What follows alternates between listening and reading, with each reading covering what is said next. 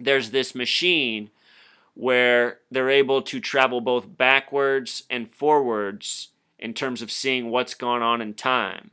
So this girl Casey, when she gets there, she's allowed to use the machine, and she goes right away to Florida, to her hometown, to see that Cape Canaveral's been taken apart. Throughout the film, there's this ongoing theme that she's trying to stop the destruction of Cape Canaveral. Cape Canaveral CC 33. They have runway 33 at Cape Canaveral. These numbers so important to the Masons. Almost every astronaut in history has been a Freemason, something not known to most people in the mainstream. But anyhow, in this machine, or when she travels, she then sees that not only has this been taken apart, but the Earth has been destroyed. And she travels around, she sees a nuclear blast is happening in a certain city. She sees that there's this rioting and chaos scene. Europe. Then she goes to her own hometown in Florida, and she sees that her entire neighborhood is underwater. And Governor Nukes at this point is explaining, see, there's nothing you can do. The world's about to be destroyed. You're just looking days ahead. At this point, George Clooney lets her know that this is exactly 58 days from now. Remember, Freemasonry equals 58. The Paris attacks ended at the 58th minute of November 14th.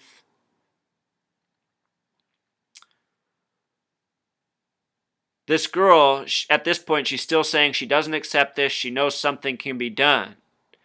And Governor Nukes, while he's explaining to her that she's wrong, the screen changes. It goes from this this visualization of destruction, of flooding in her town, to this, everything back to normal.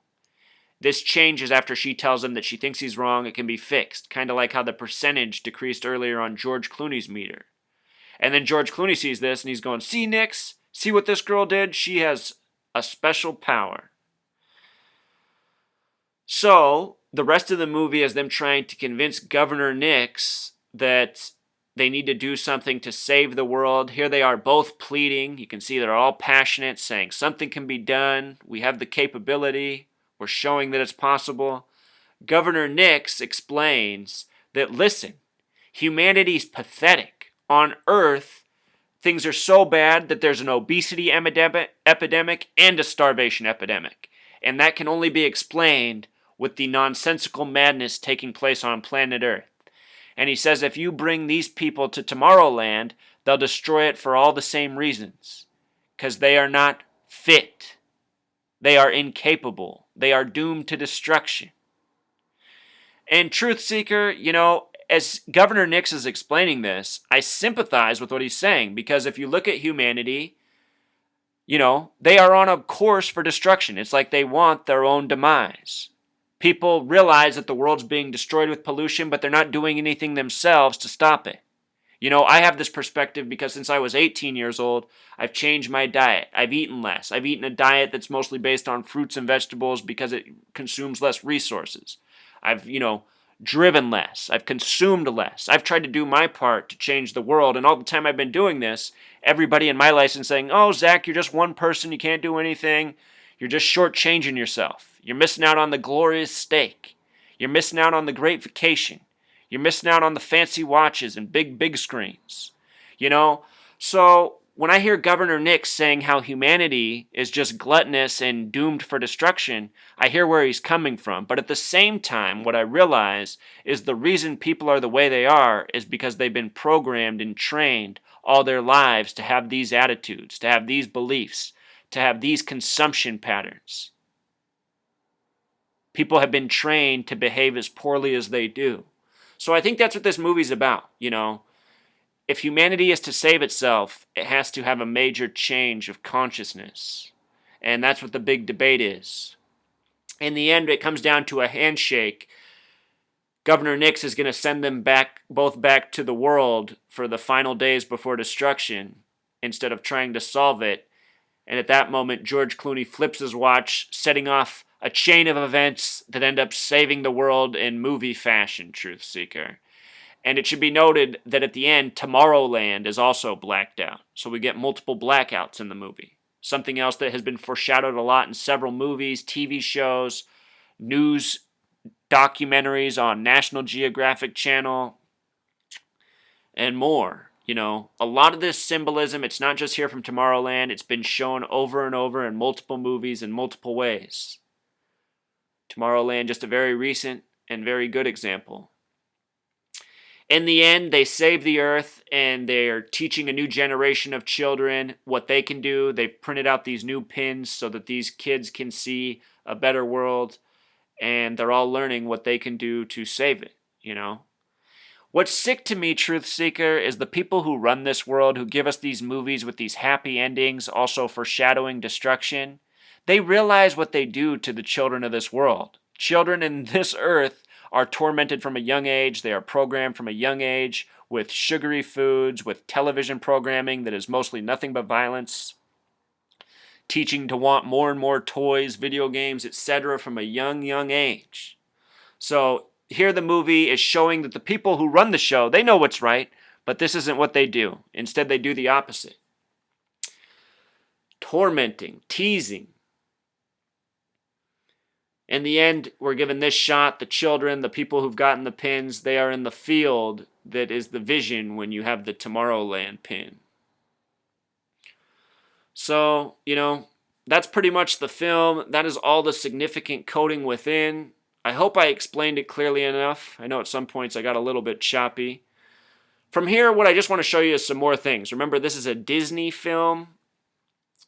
Something else people can do besides eat better, besides change their consumption habits, is they can stop supporting Disney. Disney is one of the most evil corporations in the world, and they are one of the most powerful, and people in this world, especially the United States, are programmed to give them almost all of their money annually. And I'm not kidding. I mean, think about how many families that scrape by, barely have enough money to pay the bills, and then whatever's left, they spend on the vacation to Disney, to take their kids to the Disney movie, to buy the Disney box set. You know, this is almost every single family I'm aware of. All of my friends who I grow up with, almost all of them have a kid or more than one kid right now. I could easily be just like them. But since a young age, I have known I don't want any children because I don't want to bring them into this world because I've seen how sick it is since I was a kid. I've been awake. My friends have not. Now they've all grown up and they're all contributing to the problems of society, taking their children to Disneyland, sponsoring these corporations that rule over us with tyranny and have enslaved their children, you know, and people just want to give their money right back to them. Look at all the 33 in Disney, Truth Seeker. It's on the 33rd parallel in Anaheim, which has gematria of 33. It's in Orange County, 33 land. Remember, poison and program equal 88 like California. Disneyland opened in the year 55. Remember how Satan equals 55? If I'm not mistaken, Snow White came out that year on December 21st. 12 plus 21, 33. Disney himself, his wife's name was Lillian, a name with 33 gematria. They had their only child, Diane Disney, in the year 33. Diane, a name with simple English gematria of 33. Remember, she died on the premiere of the movie Frozen. I have a video on Frozen. It's all coded with these numbers too. She died on the premiere of Frozen, the 323rd day of the year. Remember, Lucifer equals 323. Supposedly, she fell on a hike and killed herself. Hike, a word with 33 gematria. I have a feeling the truth is that this woman was an occult sacrifice on that day. November 19th. So, with regards to 113 Productions, 113 was a number coded very heavily into the Paris attacks. What I'm about to show you is just a fraction of everything I've uncovered on my blog with regards to 113. The Bataclan, where the majority of deaths happened, it was designated as a historical place in France on November 3rd, 11/3, or 3/11, the reflection.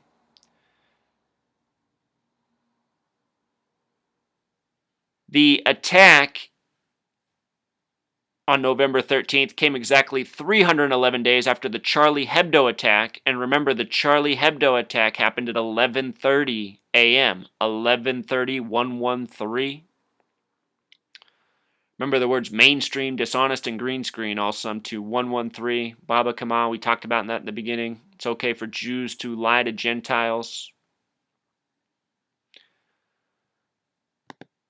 The band playing at the Bataclan was from Palm Desert, California. Pythagorean 93. Palm Desert, Simple English Gematria 113. Mainstream Dishonest Green Screen. And let us not forget that the word propaganda is 93. The Eagles of Death Metal in Pythagorean Gematria also has a connection to 93. Again, the Bataclan was sold on September 11th by its Jewish owners. It was sold on a date with 55 numerology. The word Satan equals 55. The false Jews are known as the Synagogue of Satan. This is 63 days before the Paris attacks, when Paris equals 63 again, that number from the timer from the beginning. What we're looking at here is the French Republican calendar. This year marked the 224th year, starting September 23rd. The 223rd year concluded. Remember, 223, another important number. Friday the 13th equals 223. The Synagogue of Satan, Masonic. So anyhow, that is the information I wanted to share with you, Truth Seeker. Lengthy post here. Thank you if you listened all the way. Hope you learned a few new things. If you take this knowledge and you apply it to movies, you will see again and again that movies are very much coated with gematria. Just yesterday, I happened to be watching King of New York, a movie I'd never seen, and I also saw the second Rambo. Let me just share with you. I just saw these two movies yesterday. I just want to show you how redundant gematria coding is. Frank White's character in this movie is born on 4/7, which could either be April 7th or July 4th. Mafia in Jewish gematria equals 47. Who Frank White is the head of the mafia in New York, known as the King of New York in this film. And King of New York itself sums to 74. These are incredibly important numbers to the Masons and the Zionists. They code them again and again. Super redundant. As for Rambo, the beginning of part 2 gives us these stats. They're talking about Rambo, what an impressive killer he is. 59 confirmed kills. What's the kill number? 59. What's John Rambo equal? 96. John Rambo's born in the year 47. Look at it, Truth Seeker. 47. The name John has a gematria of 47 as well. You know? Almost every movie I put on, I can't watch it for more than 10 minutes without seeing the very deliberate gematria put on the screen in front of my eyes. And if you become aware of this language, you're going to see just as clearly as I do. The people who run the show, they code the same numbers again and again and again, Truth Seeker.